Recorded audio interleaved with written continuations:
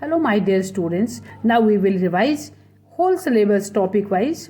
Today I am revising relation and functions. Pause this video and do all the problems and later on verify your answers with me. This is very important for pre-boards, also for boards. So children, I hope you have done all the questions and now you are ready to verify your answers. Let's get started. See the answers. The first question I am talking, it was a relation R on A is equal to what? A is equal to 3 4 5. This was there. And what is R? R is equal to A minus B is equal to 10. This is there. R is A minus B is equal to 10. Now see within these all three, it is not possible A minus B is equal to 10 is not possible for any pair. So this is a null relation or empty relation. Your answer is null relation, or you can write empty relation. This is the answer of first. And what about second? This is the answer of first. Let's move for second. Second is, what is the smallest ordered pair that must be added to? That must be added to which one? R is equal to, you are given R is equal to 1 1. See 1 1, 2 2, 3 3 and 1 3. My dear students, you already know that in these three sets you have not to check anything. These are already equivalents. But for 1 3, what should be there? For 1 3 there should be 3 1. Now if I add only 3 1, this is these three cases are reflexive, symmetric and transitive, and now in this case this is symmetric, this is already reflexive and transitive. So only this pair, which pair should be added? Only 3 1 should be added here. Next is third question. See, look here. A is 1 2 3 4 and B is equal to, A is equal to 1 2 3 4 and B is equal to ABC. B is equal to ABC. Find the number of 1 1 functions. So 1 1 functions are not possible, क्योंकि ये क्या होगा, अगर हम इसको 1 1 function बनाने की कोशिश करेंगे तो ये फंक्शन ही नहीं बनेगा, because N A number of elements in A is greater than number of elements in B. That's why this is not possible. Next में लिखा है फोर्थ क्वेश्चन में, fourth is what it is F X is equal to mod X. F X is equal to mod X is not onto Y. बहुत आसान है. F is from R to R, आपको reason देना है Y. आप क्या लिखोगे? इसकी जो रेंज है, what is the range of this function? Range of this function is positive real numbers. That's why this is not onto. सिर्फ आपको इतना ही लिखना है, क्योंकि range of this number, this function is only positive real numbers. Next बड़ा important सा question है. क्या है? For find the one interval. आपको एक इंटरवल लिखना है such that F X is equal to sine x. F X is equal to sine X is what? 1 1. बहुत ही इंपॉर्टेंट क्वेश्चन है ये. क्वेश्चन तो आपका इनवर्स ट्रिग्नोमेट्री में भी आ सकता है. ये 1 1 होना है. देखो साइन फंक्शन की वैल्यू कितनी होती है? साइन फंक्शन की वैल्यू होती है -1 से 1 तक. -1 से 1 तक साइन एक्स की वैल्यू होती है. तो एक्स को क्या होना, इतने में ये जो साइन फंक्शन होता है, देखो -π½ से π½ तक पूरी वैल्यू ले लेता है. अगर यहाँ -π½ है तो यहाँ π½ है. ये वाला पार्ट पूरी नेगेटिव वैल्यू कवर कर देता है, ये वाला पार्ट पूरी पॉजिटिव वैल्यू कवर कर देता है. तो एक्स की वैल्यू कितनी है? कौन सा इंटरवल है? -π½ to π½ this is your answer. Answer क्या है? -π½ to π½ नेक्स्ट क्वेश्चन भी बड़ा इंपॉर्टेंट है. सेवन्थ क्वेश्चन देखो क्या लिखा है. ये तो आसान है. सिक्स तो you will do. I am doing seventh. Find x and y if sine inverse x plus sine inverse y is equal to how much? Is equal to pi लिखा है. तो इसको एक्स और पाई है, ठीक है. दिस इज ओनली पाई. तो इसको कितना होना है?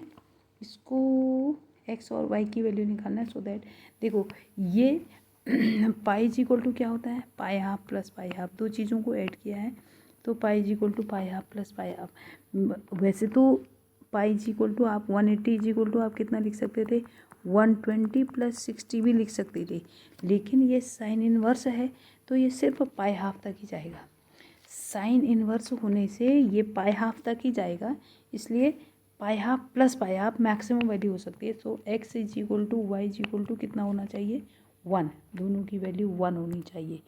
Next question, what is the next, this is 8th, बड़ा आसान है ये, 8th तो आपने कर लिया होगा। Is this bijective, no, 8th में not, this is not bijective. क्यों, क्योंकि क्या है इसमें, इसमें ना ये जो 7 है, ये देखो हमने लिखा है 1 2 3 और यहाँ इमेजेस 4 5 6 7, 1 मैप करता है 4 को, 2 मैप करता है 5 को, 3 मैप करता है 6 को, तो ये 7 की कोई प्री इमेज नहीं है। That's why this is not bijective, क्योंकि ये क्या नहीं है, ये ऑन टू नहीं है, इसलिए ये बाइजेक्टिव नहीं है। अब आते हैं 9th क्वेश्चन में। इट इज़ बड़ा इम्पोर्टेंट है, फिर से देखो ये बड़े क्वेश्चन में भी आता है और जब ये 1 मार्कर में आता है तो दिस इज़ द वे। हमने क्या लिखा है, r is equal to X Y such that 1 + xy greater than 0। This is not transitive, give the example. आपको एग्जाम्पल लिखना है तो इसके लिए आप क्या करोगे, सी थोड़ी देर आपको इसके लिए क्या करना पड़ेगा, you have to think for this. अगर मैं सीधे सीधे लिख दूँ x is equal to 3 and suppose I write y is equal to x को मुझे बड़ा लिखना पड़ेगा, मैं भी बताऊँगी। x इज इक्वल टू 5 लिखती हूँ, y को मैं 3 लिख देती हूँ, z इज इक्वल टू -1/3 -1/4 लिखते हैं। You will understand this example, आपको खुद क्रिएट करना है। देखो 1 + xy greater than 0, no doubt, कोई परेशानी नहीं है। एंड 1 + yz, इसको देखते हैं, ये 1 + 3 × -1/4 कितना आता है, 1/4। Yes, this is greater than 0। और जब मैं 1 + xz करूँगी, 1 + xz मीन्स 1 + 5 × -1/4, तो ये -1/4 आ जाएगा। It means this is not greater than 0, ये 0 से ग्रेटर नहीं है। इसलिए ये वाला रिलेशन, कौन सा रिलेशन, देखो आर में कौन सा लिखोगे आप लिखोगे 5 3, आप लिखोगे 5 3 belongs to R and 3 1/4, 3 -1/4 also belongs to R, but this implies 5 and this implies क्या 5 and this -1/4 does not belong to R, that's why this is not transitive। यही इसका आंसर है। दिस इज द एग्जाम्पल, ये example है। Now next है 10th question. 10th में अगर करती हूँ तो ये बड़ा आसान सा है। क्या लिखा हुआ है, f(x) is equal to x/1 + x लिखा हुआ है। दिस इज इन्वर्टेबल, आपको कहीं पर कुछ भी फाइंड आउट नहीं करना है। So straight forward write y is equal to this. अब अगर आप इसे सॉल्व करेंगे तो you will get x is equal to y/1 - y। आप ज़्यादातर f इनवर्स x ही लिखने की कोशिश करना, क्योंकि ये f इनवर्स y हो गया। इसे सॉल्व कर लो। इसे कैसे सॉल्व करोगे, क्रॉस मल्टीप्लाई करोगे तो यू विल गेट दिस। ये आपको आता है ऑलरेडी, तो this is the answer of this. Now next जो ये 11th है, ये सबसे ज़्यादा इम्पोर्टेंट मुझे लग रहा है।